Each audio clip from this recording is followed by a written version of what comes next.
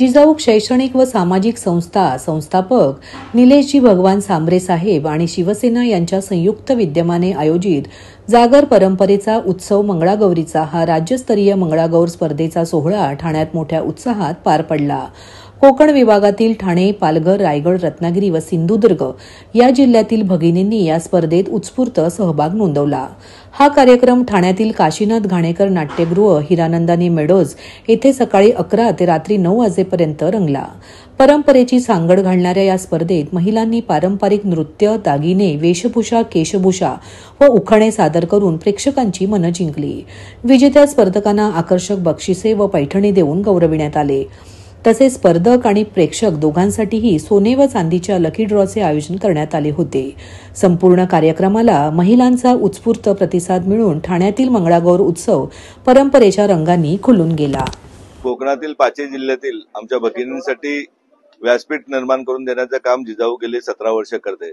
मग ते शैक्षणिक असेल, आरोग्याबाबत असेल, रोजगाराबाबत असेल, त्यातीलच एक भाग म्हणून दररोज सकाळी उठल्यापासून सकाळी 5 वाजल्यापासून रात्री 12 वाजेपर्यंत घरात राबणारी आमची आई असेल, आमची बहीण असेल, त्यांना कुठेतरी विरंगुळा मिळाला पाहिजे आणि त्याचबरोबर आपल्या संस्कृतीचं जपवून झालं पाहिजे।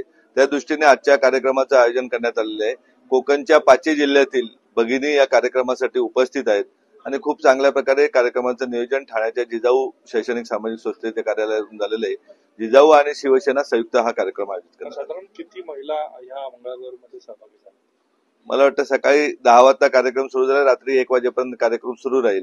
अशा प्रकारे म्हणजे एवढ्या मोठ्या संख्येने भगिनी इथे आलेल्या आहेत। महिलांचा सन्मान देखील करण्यात आलाय।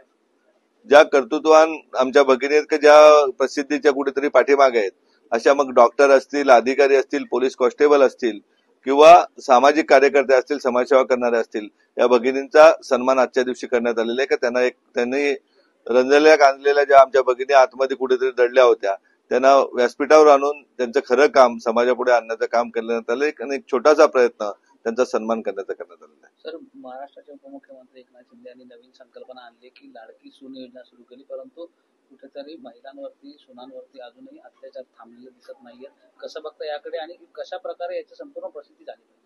त्यासाठीच आमचा महिला ब्रिगेड नवीन एक निर्माण केलेली साहेबांनी का अगदी ज्या सुनेवरती अन्याय होईल त्याच्या पाठीमागे एक कुटुंब म्हणून शिवसेना त्याच्या पाठीशी ठामपणे उभी असेल आणि त्या दृष्टीने जिथे जिथे अडचण येते तिथे तिथे शिवसेना एका कुटुंबाप्रमाणे शिंदे साहेबांच्या आदेशाने हजर असते। मग ते कोर्टाचा विषय असेल, पोलीस स्टेशनचा असेल किंवा रस्त्यावरचा विषय असेल, त्या प्रत्येक सुनेच्या मागे, प्रत्येक बहिणीच्या मागे शिवसेना कायमस्वरूपी उभी आहे। खूप थकवा आला एवढा प्रवास करून। बाबा, आता ऑटोमॅटिक गाडी घेण्याची वेळ आली। हो ग, पण महाग असणार ना। TJSB व्हेकल लोन आहे ना, आता कोणतीही अपग्रेड अगदी सहज शक्य। TJSB व्हेकल लोन्स, अपग्रेड करा आरामात। CKP सोशल क्लब ठाणे आणि CKP ज्ञातिगृह ट्रस्ट ठाणे यांच्या वतीने ठाण्यातील CKP समाज हॉल येथे Khetwani memorial Thane district table tennis champion tournament 2025चे आयोजन करण्यात आलं आहे। या उपक्रमाचे यंदाचे हे 17वे वर्ष आहे। CKP सोशल क्लब ठाणे अध्यक्ष अतुल फणसे यांच्या मार्गदर्शनाखाली हा उपक्रम राबविण्यात आला। 293 मुलं ठाणे जिल्ह्यातून या टेबल टेनिस टूर्नामेंटमध्ये सहभागी झाली आहेत। 4 दिवस ही टूर्नामेंट या ठिकाणी सुरू राहणार आहे। तर या संपूर्ण उपक्रमाचे नियोजन अध्यक्ष अतुल फणसे, वीरेंद्र टिपणीस, यतीन टिपणीस, उपाध्यक्ष उदयन राजे यांच्या संपूर्ण कार्यकारिणीच्या वतीने करण्यात आलं आहे। विजेत्या खेळाडूंना आकर्षक ट्रॉफी देऊन सन्मानित करण्यात येणार आहे।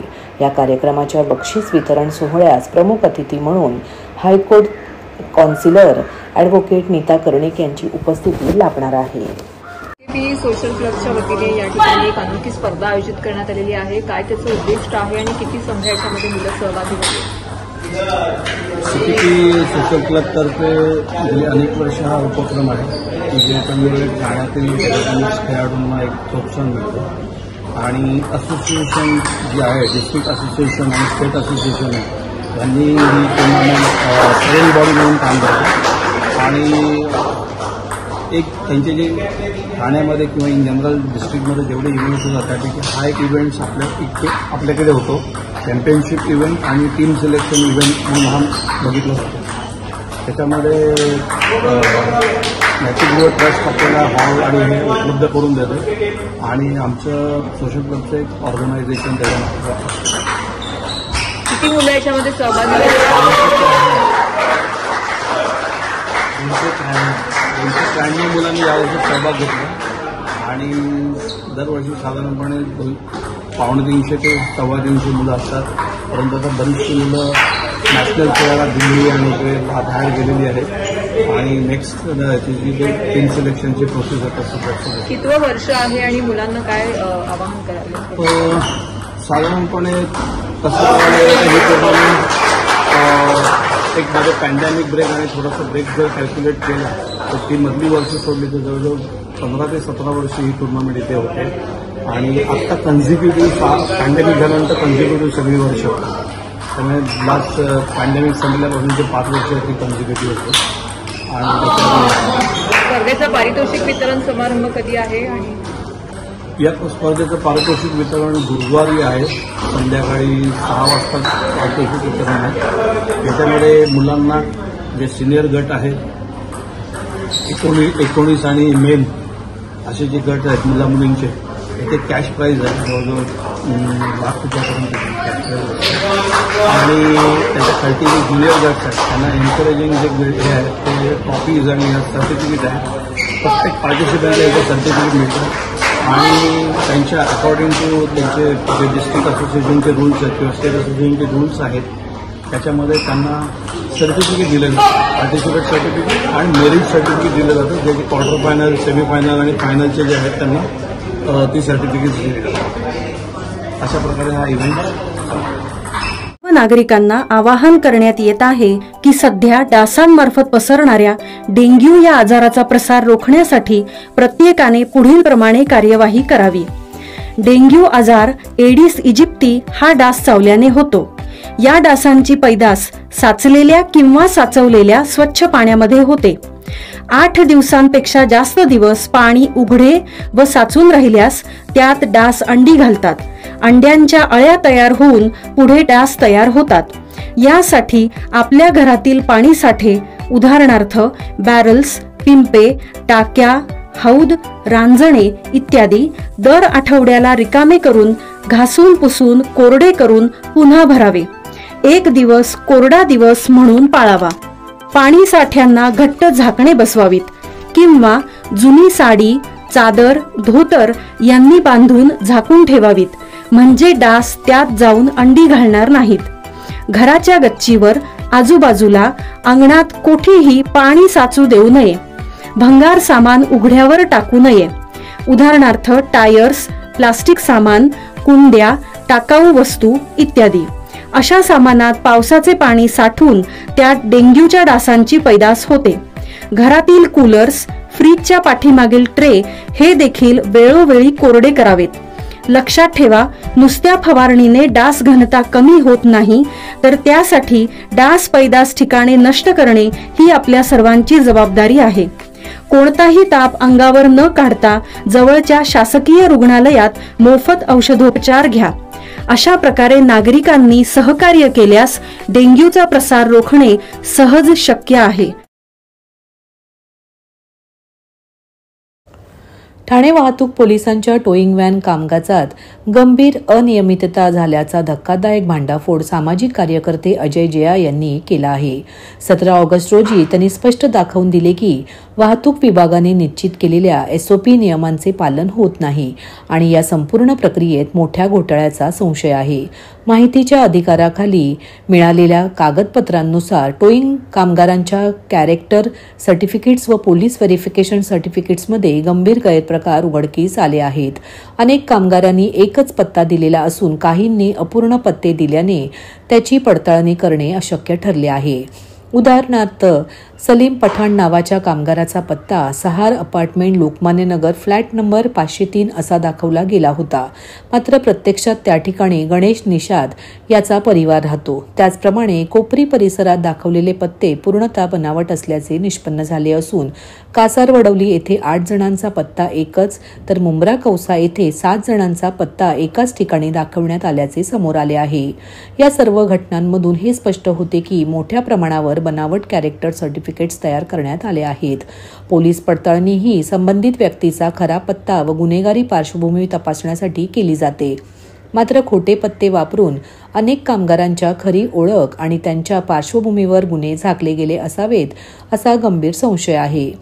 या प्रकरणाची थेट जबाबदारी ठाणे पोलीस प्रशासन व वाहतूक विभागाचे डीसीपी पंकज शिरसाट यांच्यावर निश्चित असल्याचे अजय जया यांनी आज पत्रकार परिषदेत सांगितले।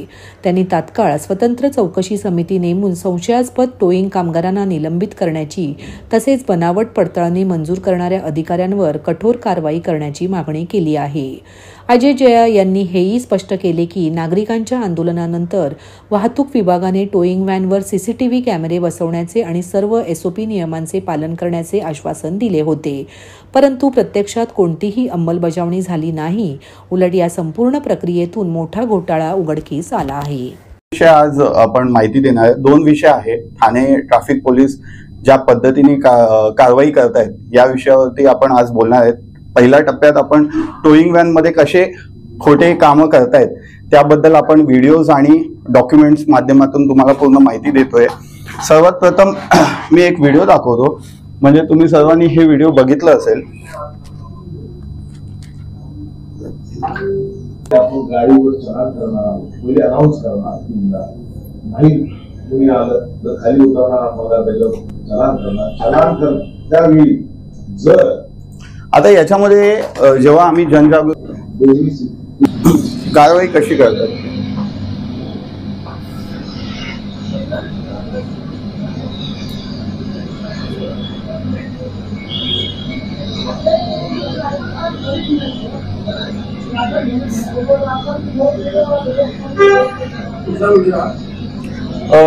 कारवाई करताना आपला हा कोपरी विभागातला आहे, स्टेशन जवळ आहे, मँगोचं दुकान आहे त्याचं जवळ। साहेब जागेवर फोटो काढायचं होतं ना, गाडी उचलताना जागेवर फाईन करायचं असं म्हटलेलं आहे। नाही माझी नाहीये, जागेवरच फाईन करायचं असं डीसीपीने म्हटलं होतं ना। तिथून ते गाडी उचलून घेऊन येत आहेत, तुम्ही गाडीमधून उतरलेच नाही, तुम्ही गाडीमधून उतरलेच नाही, ठीक आहे।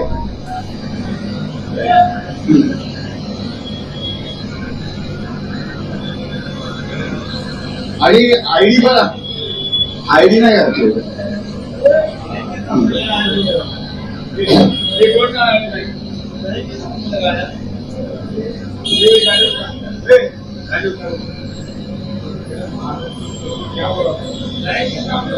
त्यानंतर आमच्या समोर दाखवण्याकरता फक्त त्यांना शिवीगाळ केलं आणि परत गाडी सोडले त्यांनी। म्हणजे अशाच बोगल कारभार त्यांचा चालू आहे। प्रत्येक ठिकाणी ज्या पद्धतीने त्यांनी आपल्याला सांगितलं होतं कारवाई करणार तशी काही कारवाई ते करत नाहीये।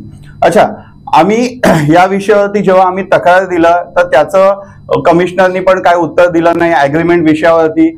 नंतर आता यांनी आम्हाला हे स्पष्ट म्हटलं की आम्ही हा नवीन ॲग्रीमेंट्स प्रमाणे पूर्ण सगळं क्लिअर केलेले आहेत।